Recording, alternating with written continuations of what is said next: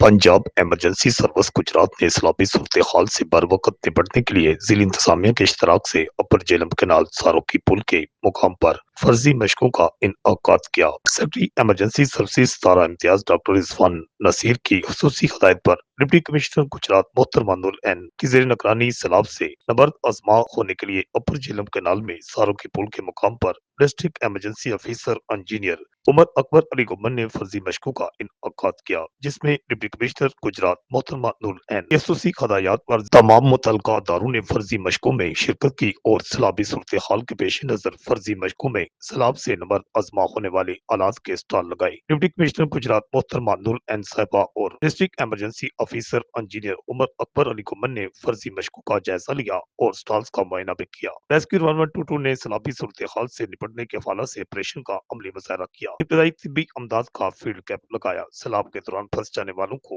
महफूज जगह पर रेस्क्यू करना और डूब कर हलाक होने वालों की तलाश के लिए सर्च ऑपरेशन का मुजाहरा भी पेश किया। इस मौके पर डिप्टी कमिश्नर गुजरात मोहतरमा नूर एन साहिबा ने रेस्क्यू और तमाम महकमों को कामयाब और फर्जी मशक के इनकाद पर खराज तहसीन पेश किया और सैलाब के हवाले से तैयारियों को तसली बख्श करार दिया। District emergency officer Umar Akbar Ali Gumman ने कहा, इस तरह की फर्जी मशकों का मकसद रेस्क्यू 1122 और दूसरे महकमों की पेशा वराना सलाहियतों को परखने के साथ साथ आलात की ऑपरेशनल सलाहियतों को जांचना है, ताकि मुमकिन सैलाब से बचाव के लिए बेहतरीन इकदाम किए जा सकें और ज़िली महकमों के दरमियान बाहमी इश्तराक कायम किया जा सके, ताकि बर वक्त इमरजेंसी को जल्द रिलीफ फराहम किया जा सके। रिपोर्ट आकाश नियाजी, गुजरात।